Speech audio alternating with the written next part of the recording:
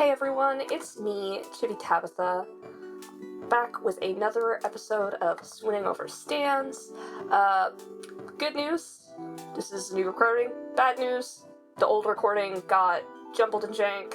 I also haven't played it in a really long time, so I don't actually really remember a whole lot of what happened last time, other than the fact that I dunked Stan. I shoved his head under the water like the absolute menace that I am. Just shoved head underwater. And now we're here. You're left confused and standing in the backyard of the shack as Stan dashes inside, slamming the door shut as he goes. Like, I don't remember, but like, if it's dark outside in the summertime, people might be trying to sleep. Maybe you shouldn't be slamming doors. Maybe. Chill breeze whips through the trees and you shiver. Oh, that's right. Despite Stan's jacket, you're still a little damp, and being exposed like this certainly doesn't help matters. That's right. We went straight from being in the lake to in the car with his jacket to standing outside in the cold. In the cold. I mean, it does get cold at night in the summer, especially in like rural areas. So, yeah, it's fine. You check your phone, and after several minutes are ready to give up and head inside the shack when Stan comes through the back door, arms full of marshmallows?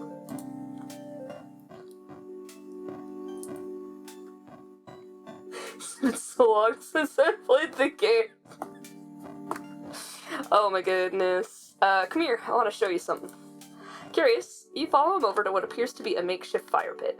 There's already wood and kindling inside, and part of you wonders if Stan always keeps firewood laying around, or if you prepared this just for you.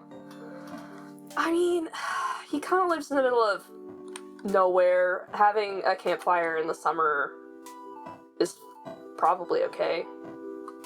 I don't actually know the fire laws in Oregon. I'm sure they have them. Like where I live, you can't have fires within city limits. There's, like, the zoning just doesn't allow for it. Anyways, he pulls a book of matches from his pocket and strikes a match, the head bursting into a bright yellow flame. He tosses it into the woodpile where, gradually, the kindling ignites. It's not long before you have a modest but warm fire at your feet.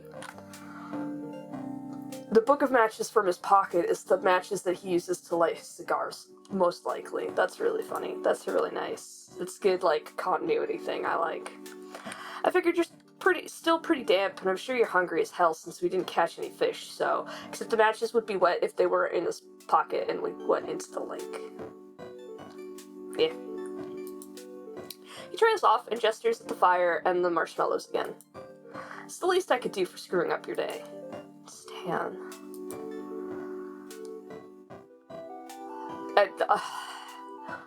Like, this is too much. This is too much. This also, thank you.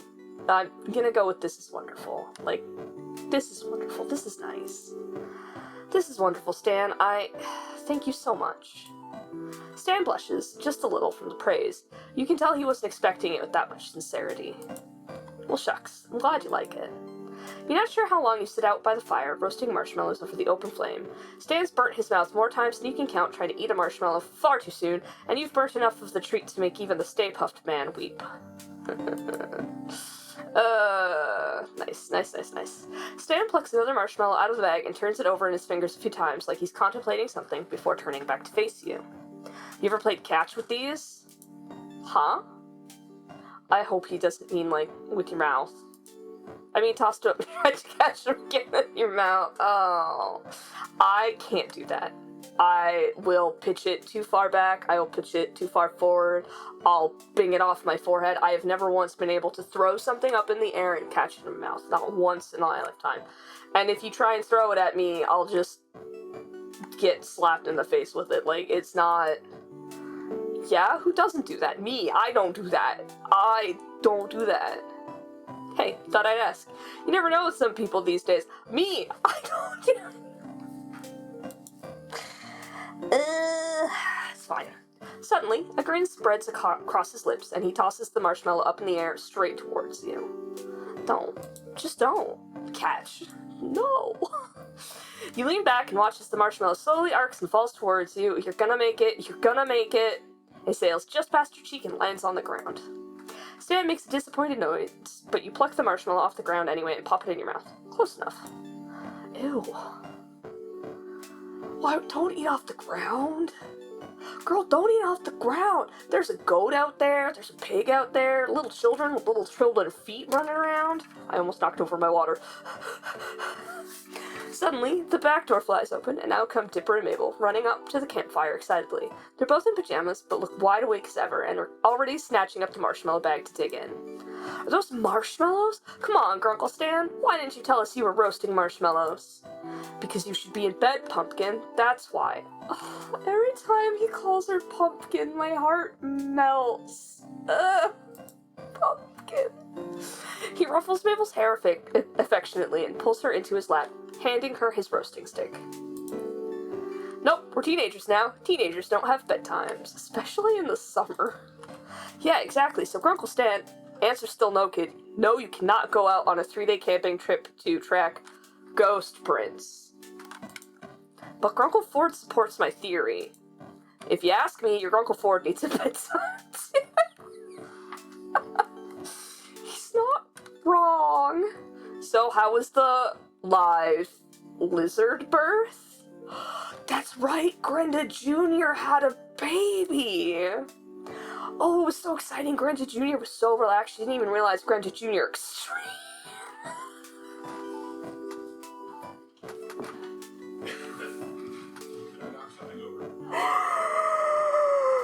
Oh my god, Grenda Jr. extreme. Oh no, was being born before her very eyes, and then, and then, wait, Dipper, you tell him the rest. Just Grenda Jr. extreme. That's so good. Why don't you keep telling it? I didn't get a great look. But I gave you a front row seat, right next to me. You saw the whole thing up close, intimately, unforgettably. Dipper is scarred for life.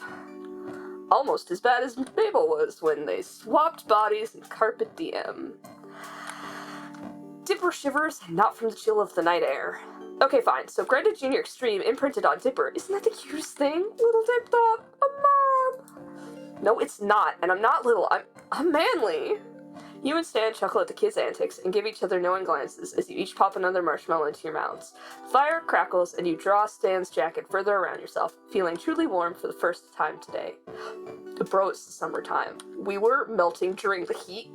In the boat, I promise you, we were on fire. Call the caterers. I hear wedding bells. Huh, looks like this is actually working out. Is it? I don't know, man. I dunked him so bad. It's a new day, and you wake up early, grasped with a desire to go outdoors. You decide breakfast for one doesn't sound too bad, and maybe a walk. Greasy's isn't too far, and the food there was pretty good. You'll be back before anyone even knows you're gone. To fend against the morning chill, you pull on Stan's jacket, which you haven't yet returned from yesterday. You didn't see him when you got up, so it wouldn't hurt to wear it one more time, would it? Girl, give him his jacket back. Girl. I know, I'm just sitting there with it, like, pulled up, going, like, but, like, stop. Stop it. When you arrive at Greasy's diner, you're immediately greeted with the scent of fresh coffee and sizzling bacon. Looking around at the other diners, you'd guess this is the breakfast rush. Of course, in a small town like this, that means about a dozen other people are here. You've only been in Gravity Falls a week, but you're starting to learn some of the names, and Stan's refresher yesterday helped some too. That big burly guy over there with the bushy red beard is... You're struggling to recall his name. Let's see, it was... Dan. It's Manly Dan Corduroy. I could cosplay as one of the children. Hey, Dan. Huh? Hey, you're that tourist staying with the Pines. My kids are off somewhere else, so I got an open seat if you need it. He should have multiple open seats if his kids are off. He has 4 children. It could be nice to talk with someone other than the Pines for once. While fun, their hijinks can get tiring, even for you. We literally said that we were gonna have breakfast for one. So let's have breakfast for one. There's no, like, this is nice. This is a nice thought. But, like, if you, like, go out and you're like, I'm gonna go sit by myself. Like, go sit by yourself. Like, it's fine. You can talk to him another time. He'll probably be there for another breakfast. Thanks for the offer, but I'll have to pass today. Suit yourself. You seat yourself at an empty booth near the far corner. After a few moments, the waitress approaches your table and you recognize her as Lazy Susan. So, stranger, not here with the Pines this time, huh? What's your name, anyway? Oh, I'm Sherry. Well, Sherry, what can I get for you? You give Lazy Susan your order and she leaves you alone at your booth. Left to wait, your thoughts drift towards Stan. Your eyes drift easily closed. You find it still early enough in the morning to be tired, the comforting weight of his jacket on you. You imagine how Stan's embrace might feel with those strong arms around you. Sherry, please stop fantasizing about the man in public. Stop fantasizing about the man in public. Stop it! Stop! He used to box, didn't he? You wonder how he'd look like that, and then you remember his offer to teach you a thing or two and imagine how he'd look giving you private lessons. And despite knowing it'd be unrealistic,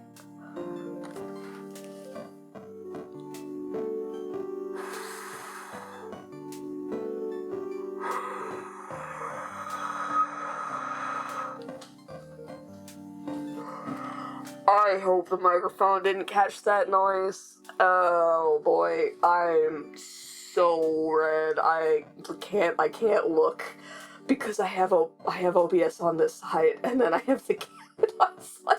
I'm getting blinded on both sides. Hi, how are you guys? What's up? I'm dying.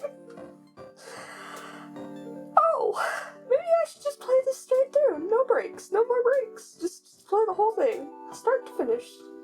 Oh my god. Yeah. The image comes to mind anyways. Oh, fuck. Oh, good. Thank God. Jesus.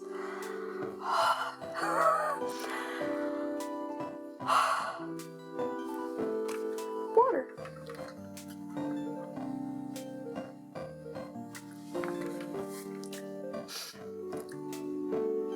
Sup?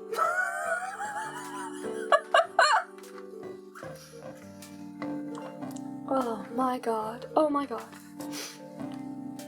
You snap back to a sudden awareness of your surroundings, face flushed with the heat of your embarrassment. The heat of embarrassment. I should say your embarrassment, because I am embarrassed. I'm an embarrassing human.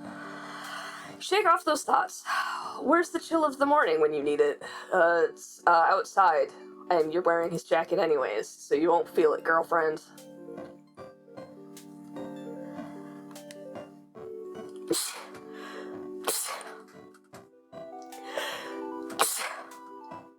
Oh my goodness, excuse me.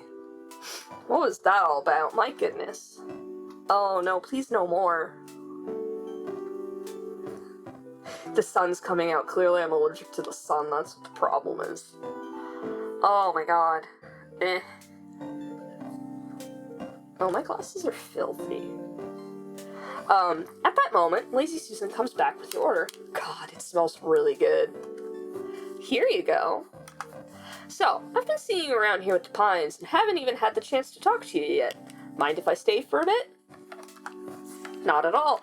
Look, we turned down Dan because we wanted to have a nice, like, quiet sit by ourselves. Why would we invite Susan? I don't get it. I don't... Okay. I'm going to... Oh, I can see. Let's ask her about the town. So, how long have you lived in Gravity Falls? Oh, my whole life. Besides, what happened last summer? It's always been a nice town. Nice people. And nice food, right? Yeah, it's great. But, what happened last summer, if you don't mind me asking? Oh, well, never mind all that. Never mind all that. Oh, it's funny. I'm gonna ask about the diner. So, are you the owner? Oh gosh, no, I'm just a waitress. Been here ever since I was a teenager. Me and Matilda have been the only waitresses here for years, but we've had a promising new trainee working here since the spring. She points out the window to where a blonde girl around Mabel's age is shooing a raccoon away from the diner's trash cans. Lazy Susan puts her hands on her hips with pride. We're starting her out small. Woodpeckers next. Wait, does that mean the woodpeckers are more aggressive than the raccoons? Because that's kind of horrifying.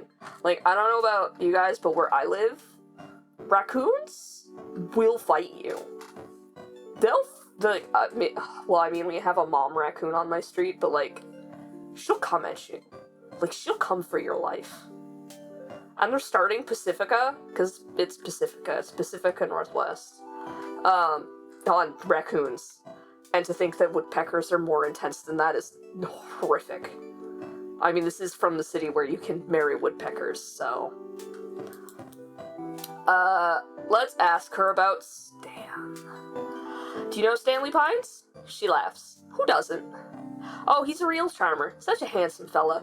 We almost had something once, but it didn't work out. So strange. I called him every night. You've called him more than once a night. So how are things going with him? What? You two look close. Saw you on the lake while I was fishing for dinner. But he's the real catch of the day, am I right? Oh, I should have just sat in silence. This is horrifically embarrassing. Oh, the horrors. Laughing, lazy Susan elbows you companionably, but you're speechless. She winds down with a sigh. Am I right? I'm right.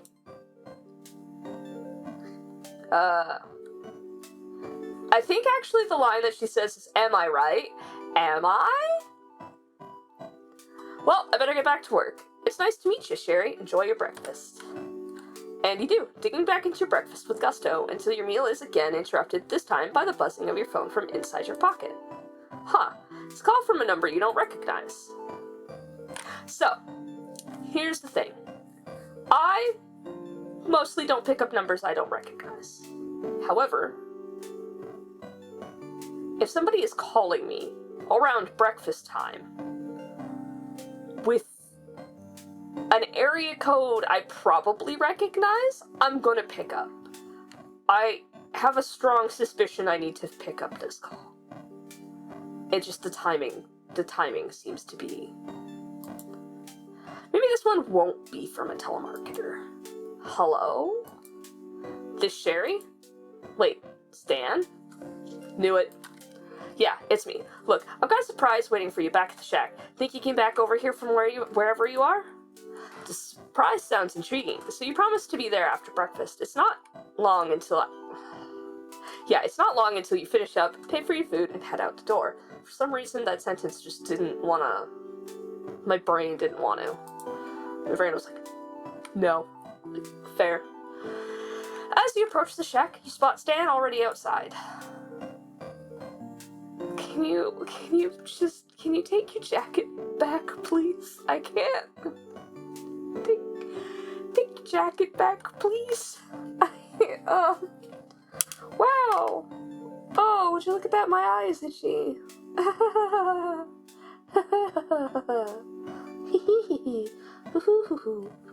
Hey, I was about to call you to make sure you didn't get lost. You plan this sort of timing or what? It comes naturally. What's the thing you wanted to show me? You'll see. Just follow me. Stan leads you to a room in the back of the shack. Oh. Stan leads you to a room in the back of the shack that you remember being used mostly as a storage space. That's a punching bag. That's a punching bag. Now, though, the furniture there has been pushed aside and boxes have been stacked against the walls to make room for what looks like a boxing ring? It looks ragtag, hand-constructed, and distinctly homemade. He pulled this together just this morning? And more than that, are you psychic? You just left your boxing lesson fantasy on hold in the diner. Yeah, because we were fantasizing about the man in public. I started putting this together last night after everyone went to bed. Bro, when did you sleep? I, looked at him in the eyes. What's up, Cherie? He's a cartoon. He's a cartoon man. He's not real. He's not real. He can't hear me. The clowning. I remember how to pronounce that. I was admiring my new clowning again, thinking about our drive last week, and remember I offered to show you how to throw a better punch. Girl, I almost broke your nose. I don't... I don't think I need a better punch. Stan shrugs, casual, as though he hadn't already put loads of work into what he's prepared for you. So, what do you think? Ready to learn how to hit? Yes, absolutely. Whoa, someone's eager. Not. He grins, though, relieved, and it's like a weight came off his shoulders. Did he think you might have said no? I should have said no. Are you joking me? Well, here. From his pocket, he pulls a roll of what looks like gauze tape. Before we even do anything, we gotta wrap your hands properly. You could get hurt otherwise.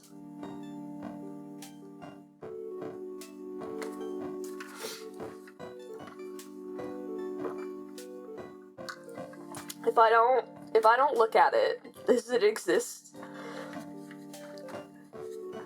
If a sherry expires on the video and the video doesn't get uploaded, will anyone notice?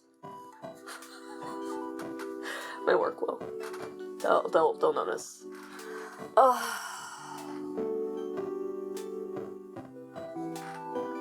can't.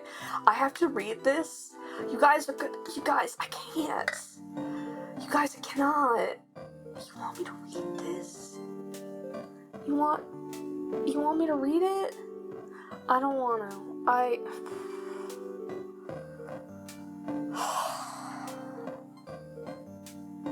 Okay.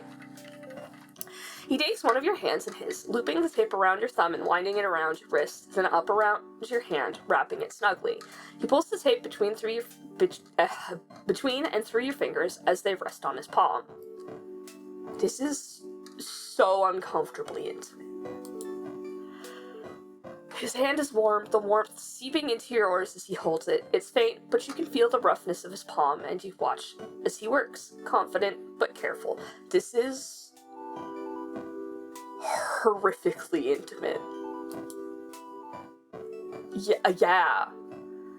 It shouldn't affect you as much as it does. You should feel neutral, grateful, nothing more. But when it's him, the two of you are nearly face to face, the act holds an undeniable intimacy. I was just saying, the more water. I don't have enough water for this. I'm already almost out, I'm gonna die through the last bit of this. It's fine. And he pulls the tape back around your thumb and then around your knuckles expertly. It feels tight. Not tight. Secure. I mean, yes, this is how it should feel. Stan finishes the wrap at the wrist, and you watch him pull the tape towards his mouth. Clenching it between his teeth, he jerks his head to sever it. The remainder is then wrapped back round, snug and complete, and Stan smiles down at his work. He doesn't look up at you yet, but if he had, you would have been embarrassed by the expression that's on your face. Yeah, other hand now.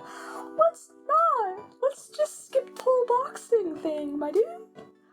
You offer your other hand and he starts on it, same as before. This time, you watch the act less and watch the look in his eyes more.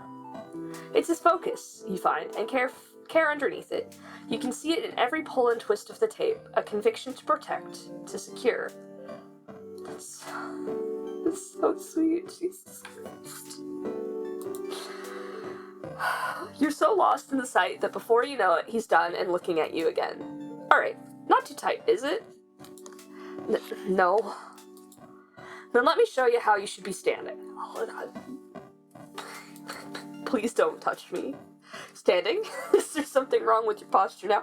I'm, hunched in. I'm not shoulders back. I'm not head up. I'm very embarrassed, so I'm, curling it on myself. I gotta stop.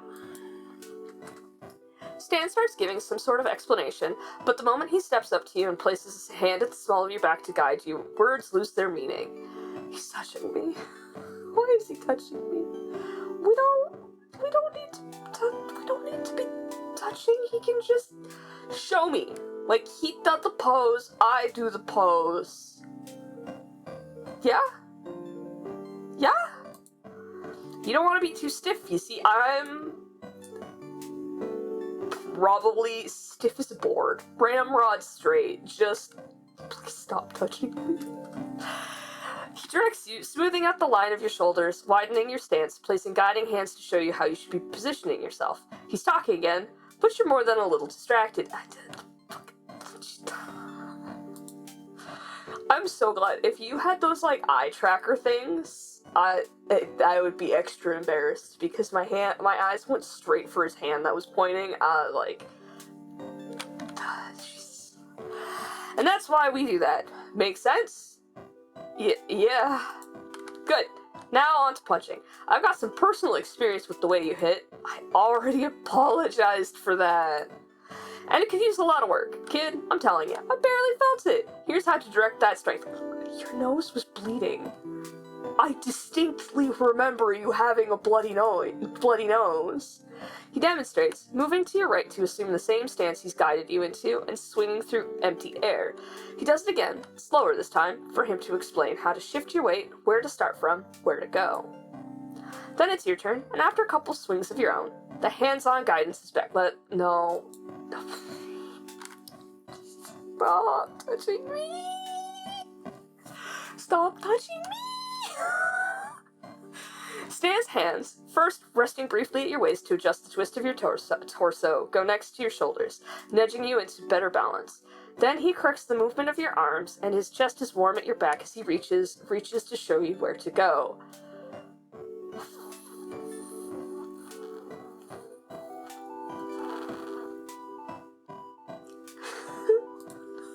This is almost over. I'm so embarrassed. I'm so embarrassed right now. Your breath catches. Yes, there. Damn, you almost had it. Try it again. Come back here, Ed.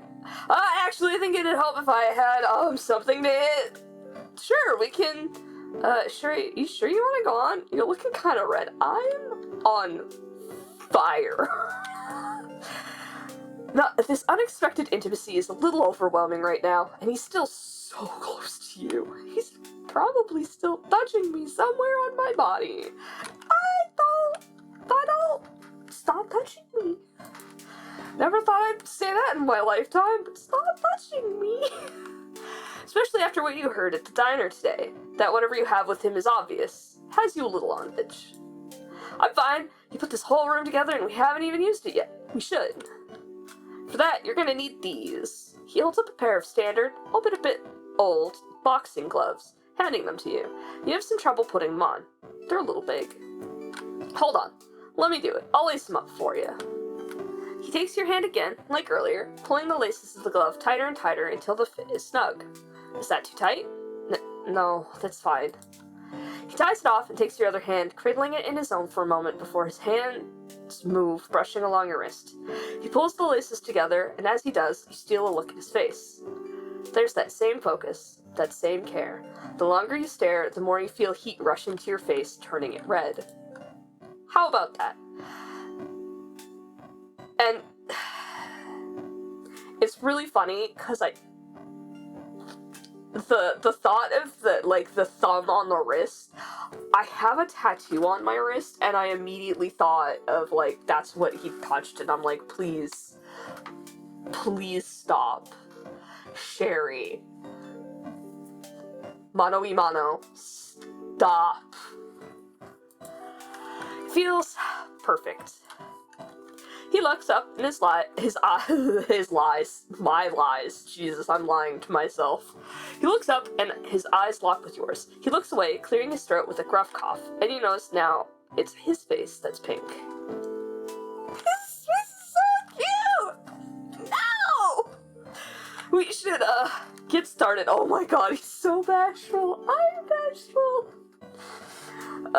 Who needs the 7 dwarves when I'm here and I'm bashful? Jesus Christ. It's nice to see you aren't the only one affected, as you watch Stan quickly wrap his own hands with a lingering blush on his face. He pulls on a pair of fingerless gloves next, and walks into the makeshift ring. You're gonna try to land a hit on me, alright? What? You're just gonna stand there and let me hit you? Stan laughs, shaking his head. You think I'd make it that easy on you, Sherry? No, I'm gonna be hitting back. Of course I'm not gonna let any of my hits land, but it'll stall you enough to make it a challenge. Remember what I showed you. Jab, swing, and block. Putting them in actions is just the next step. Boxing's pretty simple when you get down to it, but it's all in the timing. You need to know what that other person in the ring is thinking. It's almost like a dance. That other person in the ring, even though you're up against each other, they're just as much your partner as they are your opponent. Even though you're going head to head, you have to be willing to get intimate with them. Knowing the right moves at the right time and in the right place, you wind up forming a bond with your opponent. You nod and step up to join him in the ring. Where did you learn so much about boxing? Well, when we were kids, my brother and I had it a little rough. We weren't too popular with the other kids in the neighborhood. So sad. I just want to give him a hug now. Complaining so much about him touching me, and now I'm just like, oh, let me give you a hug, buddy. Gotta be on my terms, apparently. So our old man put us through boxing lessons. He wanted us to be tougher. My brother couldn't quite take to it. Not exactly. Poindexter could ace the lesson, same as how he was good at anything he put that big old brain towards, but he quit first chance he could. But me? What else did I have going for me, you know? If anything, I had to be tough enough to protect him, to keep us all safe. I've always got to be the tough one, and I always have been. It's hard, but sooner or later you forget what it's like not to have to feel tough. So I guess you could say it gets easier. After I left home, I was on the road for a bit. Got into my fair share of trouble that followed me wherever I went. Oh, Stan, you don't have to tell me, man. Oh, this hurts. But I was fine. I was tough enough. I knew how to fight. It got me far enough, didn't it? It's got me through all these years, and here I am with... Stan's eyes seem to glisten, but he looks away before you can tell for sure. He smiles with that big, ridiculous grin, as though to reassure you. He fakes a cough and wipes at his nose. Geez, it's so dusty back here. We might as well get started already, huh? You probably don't want to listen to me rambling all day. Like I said, timing is key. Is it the time to make that big swing, or will they be able to block it? Sometimes it's smarter just to take a quick jab. Even if you don't hit that hard, being quick enough to wear your partner down and keeping him blocked is enough to get you there. So, let's dance. Okay, I remember doing this and being not great at it. A jab is faster than a block and does 1 damage. A swing does 3 damage but is stopped by a block. If neither opponent blocks, both hits will succeed. I'm going to block. Great. Okay, well, this isn't gonna work forever. Great. Stan doesn't look like he's tiring out anytime soon. Let's do a jab. Okay, that's gonna leave a mark. Slow and steady, right? This should wear him down, eventually. No, he is not going to get tired anytime soon. Let's do a swing. Okay. Yep. Let's do a swing. Okay, we're tied. We're tied. If I remember right, we're tied. It's an even match. You can feel your confidence rising. Let's try a jab. Okay, we are still tied. This is really hilarious. Jab. Okay. Stan's breaths have gotten heavier. He chuckles. You gonna last much longer? Nope. Swing. Okay, alright. You're wearing him down alright, but you're not feeling too hot yourself. Okay. I should have gone for the jab. Swing.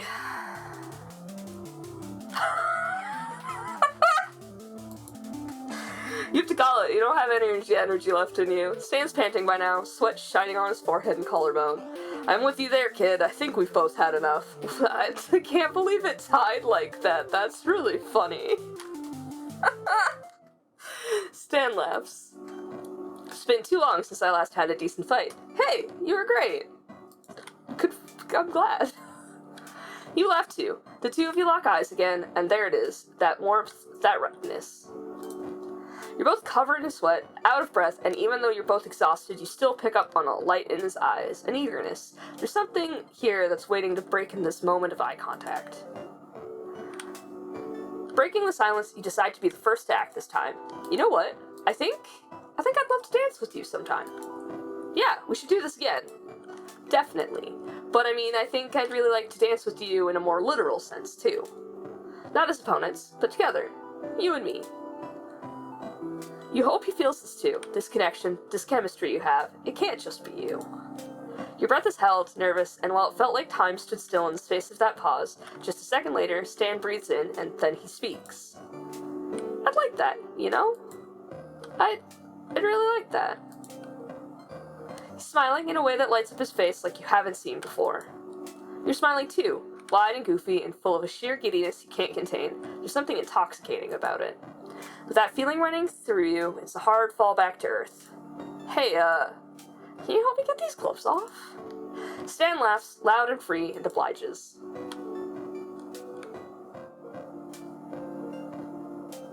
Okay, I think I'm gonna stop this here. Yeah, I'm gonna stop this here. We boxed with Stan. We asked him out on a date.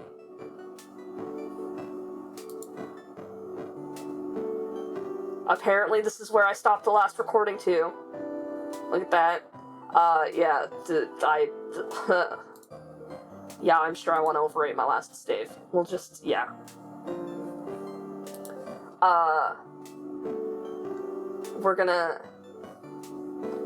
We saved. Everything is good. Everything is great. I'm so horrifically embarrassed. But we had a good time, right? You had a good time. I died a little bit inside.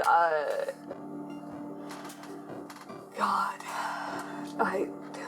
I should just push through, right? I should just push through and record more. I'm not gonna. I got stuff to do today, but, like, God, I just have to, like, I don't know how much longer the Stan route is, but once it's over, the Ford route should go swimmingly easy.